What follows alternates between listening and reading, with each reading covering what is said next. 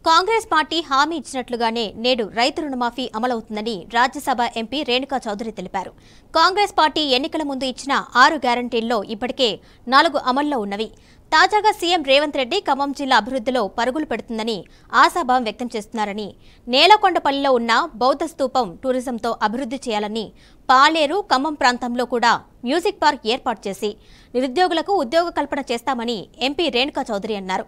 ఖమ్మం జిల్లా గ్రంథాలయంలో మౌలిక సదుపాయాలు ఏర్పాటు చేయడమే కాకుండా 24 గంటలు ఓపెన్ ఉండేలా ఐఏఎస్, ఐపీఎస్ కోచింగ్ బుక్స్ కూడా జిల్లా గ్రంథాలయంలో ఏర్పాటు చేసేలా నిర్ణయాలు తీసుకుంటున్నామన్నారు. విభజన సమయంలో విడిపోయిన 5 మండలాలు తిరిగి జిల్లాకు వచ్చేలా ఆంధ్రప్రదేశ్ సీఎంతో మాట్లాడతామని, కొత్తగూడెం పట్టణంలో స్పంజ్ ఐరన్ మళ్లీ కోట్లాది నిధులతో మళ్లీ పూర్వ వైభవం తెస్తామని రేణుకా చౌదరి అన్నారు.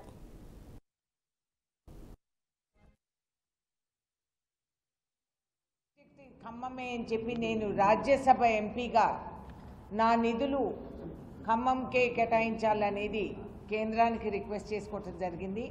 కాకపోతే రాజ్యసభ సభ్యురాలుగా కొన్ని సుఖాలు నాకు కలిగిస్తారు. ఎందుకంటే నేను తలుచుకుంటే ఇతర జిల్లాల్లో కూడా ఇంతో అంతో నిధులు నేను కేటాయించగలుగుతాను. ముఖ్యంగా ఖమ్మం చిల్లాకే నిధులు పెట్టి మేమిద్దరం కలిసి ఎంతవరకు మేము కలిసి చేయగలుగుతామో చేయదలుచుకున్నాము.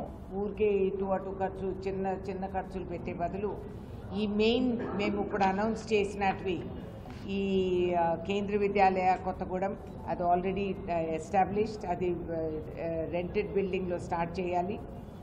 స్తంభాద్రి ఉత్సవాలు తరుణి హాట్ కడిమికి అందరికీ గుర్తే ఉంటుంది. ఘనంగా స్తంభాద్రి ఉత్సవాలు చేసేవాళ్ళు లక్షలాది మంది అక్కడికి సమావేశం అయ్యేవారు. ఖమ్మం ఖ్యాతి ఏంటి అనేది అందరూ గుర్తించేవారు. అదేవిధంగా తరుణి హాట్ అన్నప్పుడు కట్టించడం జరిగింది. ఆ తర్వాత అన్ఫార్చునేట్లీ 10 సంవత్సరాలుగా ఏమీ కదలిక రాలేదు. ఇవాళ రోజు ఈ తరుణి హాట్ అనేది జిల్లాకు ఆదాయం, అదేవిధంగా ఎంప్లాయ్మెంట్, అదేవిధంగా ఆర్ట్ అండ్ కల్చర్కి చాలా పెద్ద సహాయంగా ఉండబోతుంది.